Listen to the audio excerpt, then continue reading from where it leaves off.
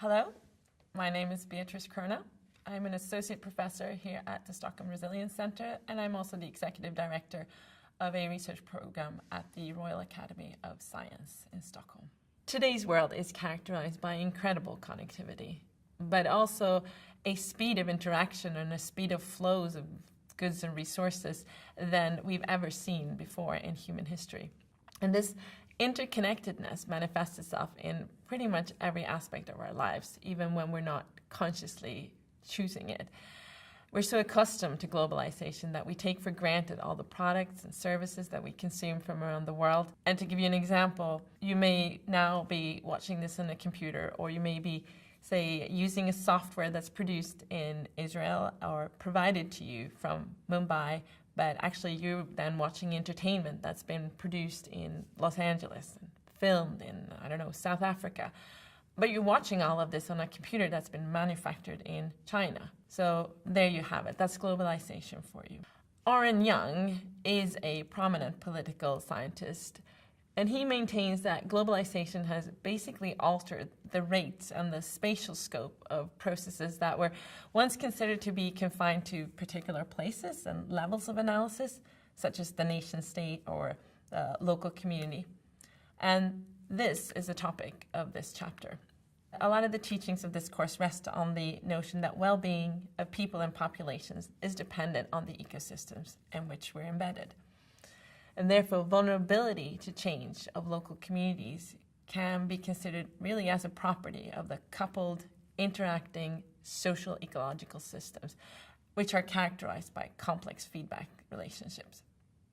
The nature of globalization is such that whatever globalized process we're looking at involves a multitude of local places. But these local places, in fact, are no longer isolated. Instead, in most cases, they're connected, knowingly or unknowingly, to a whole host of other local places.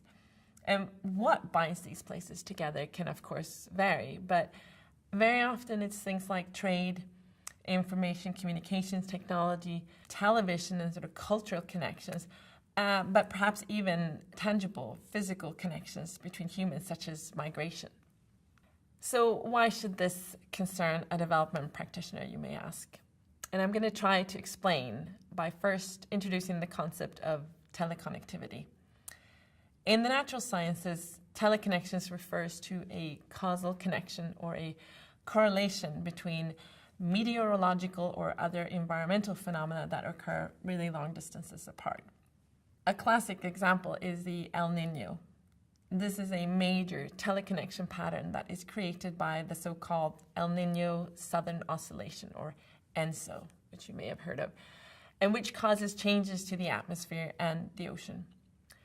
During El Niño events, what happens is that cold and dry air is blown into places that would typically have warm and moist air. So the weather is all turned upside down.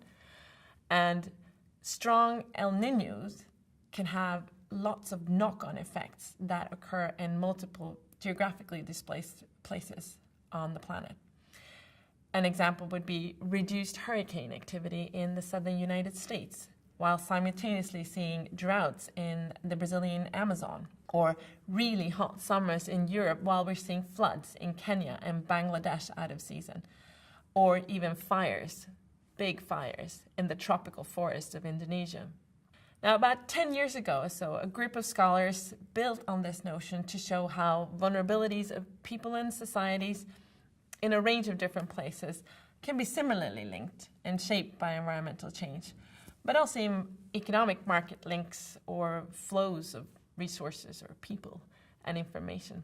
And they used the case of coffee to show the development of a phenomena that they refer to as teleconnected vulnerabilities. And I'm going to use their coffee example to explain what happened. While the international coffee market has always been volatile, something happened in the 1990s, and you can see the change in the curves here in the graphs. This was when Vietnam became a largely market-oriented economy after having transformed from a basically socialist command economy. And coupled with land reforms, what happened is that this opened up new opportunities for diversification in livelihoods and mobility to a lot of rural households. From 1990 to 2000, as rural households transformed forests into coffee plantations, coffee production increased tenfold in Vietnam, making it one of the world's largest producers of coffee beans. And this increased supply of coffee in the world markets as a result of this initial production success of Vietnam smallholders had serious implications for farmers in many other parts of the world. Mexico also underwent rapid economic change during this period, with significant market liberalization. And the parastatal coffee corporation that existed previously was dismantled, and coffee prices and inputs were essentially deregulated. And this led to stagnation in coffee production, which in turn drove large-scale outmigration of the former coffee farmers from the coffee-producing regions of Mexico, and reduced their livelihood securities and drastically reduced their abilities to secure basic goods. Of course, there were some adverse weather events that also played into this and exacerbated this negative spiral. But what I want you to take from this is that vulnerability of local communities and ecosystems cannot be understood through an analysis of place-based characteristics alone. Also, vulnerability to environmental change is almost always intricately connected with changing sensitivities, exposure, and capacity of local populations, which in turn may be driven by processes that are actually occurring far away, facilitated by globalization, of course. So how can awareness of teleconnectivity in the realm of social ecological systems be important for development practitioners? I mean, what's the relevance of this for development? One thing is that hyperconnectivity of systems, this immense connectivity we're seeing across scales, so from local to global and then back to local in some other place, for example, through trade.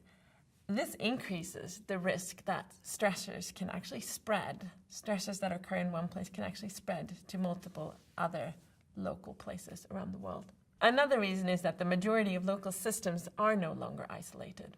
As I alluded to before, they're embedded in networks of trade, cultural exchange, or nested within broader institutions. And therefore, if we're looking for solutions to local problems, we have to recognize that these solutions may lie in geographically remote areas. And to give you an example there, rain-fed agriculture in Pakistan and India could ironically benefit from reforestation in Europe through the recycling of moisture that's released from the vegetation over there. And this may sound really weird, but it has to do with the complex moisture recycling patterns of our planet.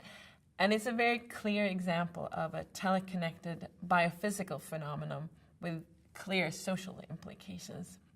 So thinking about teleconnectivity is relevant for development because it forces us to be aware of scale and hopefully also informs the strategies that we employ to address local problems and the effects of these decisions in other places. So in other words, it helps us ask the question, am I addressing the root cause of the problem that I'm observing, or am I simply tinkering with the symptoms? One final example just to illustrate this last point.